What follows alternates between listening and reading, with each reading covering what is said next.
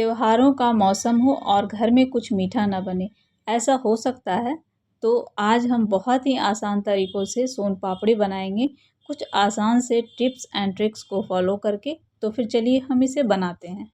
इसे बनाने के लिए हम सबसे पहले मोटे तली का बर्तन लेंगे और इसमें हम 2 टेबलस्पून घी ऐड करेंगे और अब हम इसे लो फ्लेम पे 2 से 3 मिनट गर्म होने के लिए देंगे और इसमें 1/4 कप बेसन ऐड करें। तो ये बेसन लगभग 3 टेबलस्पून होगा और इसे स्लो फ्लेम पे ही 2 मिनट भूनेंगे और 2 मिनट भूनने के बाद 1 कप हम इसमें मैदा ऐड करेंगे और यहाँ पे हम फ्लेम को बिल्कुल स्लो रखेंगे और इसको हम 7 से 8 मिनट तक स्लो फ्लेम पे ही भूनेंगे और इसे कंटिन्यू चलाते रहना है और इसकी जो गुठलियाँ आ जाती हैं इसके बीच में, उसे भी हम तोड़ते जाएंगे। तो इस तरह से हम लगभग 5 से 6 मिनट भूने हैं और लगभग 1 से 2 मिनट इसको और भूनेंगे और अभी हम यहाँ पे फ्लेम को ऑफ़ कर दिए हैं और इसे एक छन्नी की सहायता से छान लेंगे ताकि इसकी जो गुठलियाँ हैं वो अलग हो जाए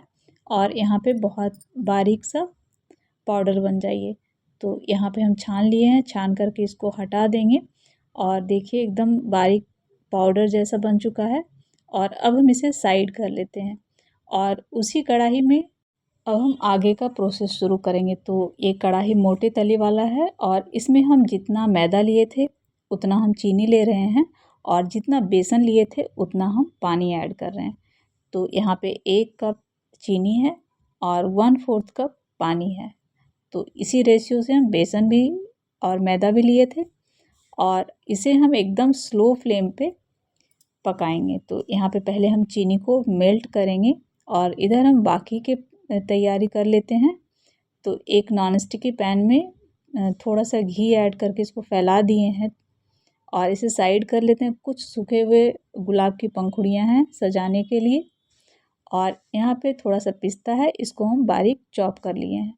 तो ये तैयारियाँ हो चुकी है और इधर हम चीनी जो मेल्ट करने के लिए दिए थे उसे हम चेक कर लेते हैं। तो यहाँ पे चीनी मेल्ट हो चुका है और यहाँ पे फ्लेम को स्लो ही रखना है और यहाँ हम 1 टेबलस्पून नींबू का रस ऐड कर रहे हैं। तो सारे टिप्स एंड ट्रिक्स यही फॉलो करना है और यहाँ पे नींबू का रस ज़रूर ऐड करें। अगर नींबू का रस ऐड नहीं करेंगे तो चीनी को ठंडा होने के बाद उसमें क्रिस्टल्स आने लगेंगे और वो जमने लगेगा। तो यहाँ पे चीनी ज़रूर ऐड करें। सोन पापड़ी बनाने में ये जो चाशनी है ना, इसका बहुत ही अहम रोल रहता है और यहाँ पे हम चेक कर लेते हैं एक बार। जब तक ये चाशनी अच्छा नहीं बनेगा सोन पापड़ी भी अच्छा नहीं लगेगा खाने में।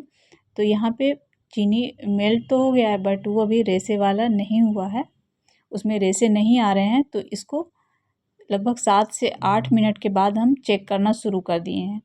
तो यहाँ पे आप देख सकते हैं कि हम 3 से 4 बार इसको चेक करेंगे और इसमें रेसे तो निकल रहे हैं मगर ये सॉफ्ट हो जा रहे हैं, मतलब ये अभी तैयार नहीं हुआ है।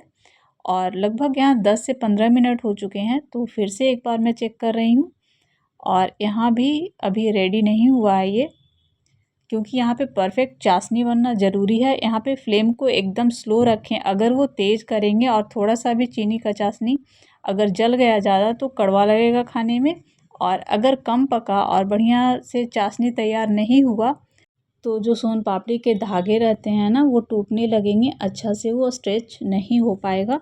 तो यहाँ पे इसका परफेक्ट होना बहुत ज़्यादा ज़रूरी है। तो अभी यहाँ पे 20 मिनट हो चुके हैं और यहाँ पे मैं फिर से चेक कर रही हूँ। तो यहाँ पे चाशनी में धागे तो निकल रहे हैं मगर वो सॉफ्ट हो जा रहा है। तो ये अभी तक रेडी नहीं हुआ है, इसको थोड़ा देर और पकाना पड़ेगा। तो यहाँ पे 1-1 मिनट के बाद ही चेक करना पड़ता है, क्योंकि ज़्यादा पक जाने पे ये बढ़िया नहीं लगेगा। तो एकदम परफेक्ट होना ज़रूरी है। तो यहाँ पे हम 1 मिनट के बाद फिर से चेक कर लेते हैं और अभी यहाँ पे चेक करने के बाद पता चलेगा कि चाशनी रेडी है या नहीं है। तो इसके लिए हम इसको पहले खींच करके देखेंगे और ये एकदम अच्छे से खींच रहा है और इसका जो धागा है ना वो हल्का हल्का कड़ा हो जा रहा है, मतलब ये लगभग बन चुका है। तो यहाँ पे परफेक्ट बनना ज़रूरी है और हर 1-1 मिनट के बाद इसको लास्ट में चेक करना पड़ता है।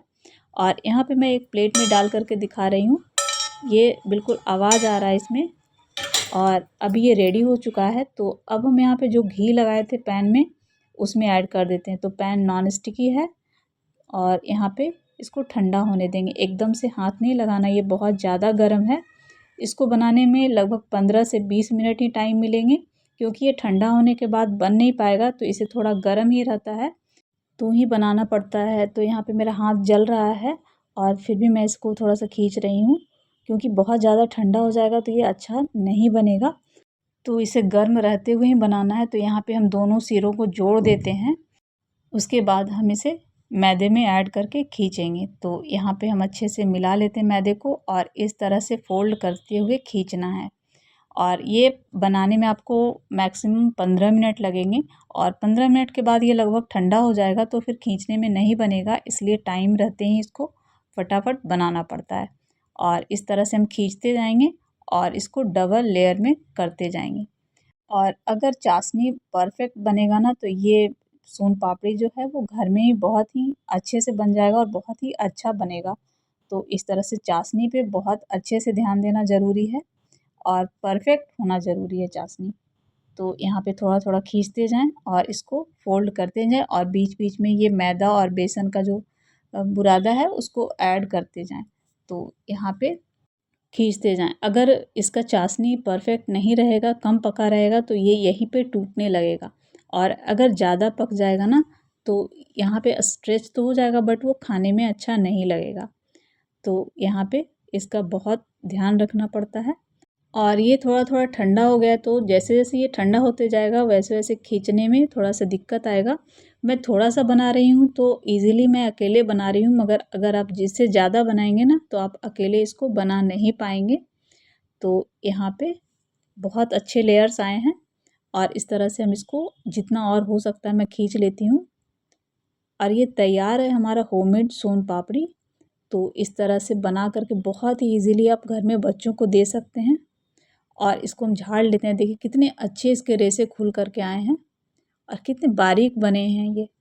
और अब हम इसको सजा लेते हैं। तो ये तैयार करने के बाद हम इसको रख देते हैं और एक कैंची की सहायता से इसको हम काट लेंगे इसके रेशे को और फिर इसे हम सजाएंगे।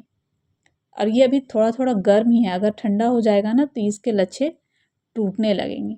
तो यहाँ पे हम थोड़ा-सा पिस्ता ऐड किए हैं, थोड़ा-सा गुलाब की पंखुड़ियों को ऐड किए हैं और इस तरह से हम यहाँ पे सोन पापड़ी को ऐड कर रहे हैं और इसे हल्का सा दबाना है। अगर ज़्यादा दबाएंगे तो ये बिल्कुल बैठ जाएगा। तो इसे हल्का हल्के हाथों से ही दबाना है, हल्का-हल्का। और ये हम निकाल लेते हैं। ये तैयार है हमारा होममेड सोन पापड़ी। तो इस तरह से बनाएं, खाएं और इन्जॉय करें। और अगर वीडियो पसंद आए तो प्लीज़ लाइक शेयर सब्सक्राइब ज़रूर करें और दिवाली में इसे ज़रूर बनाएं। Thank you.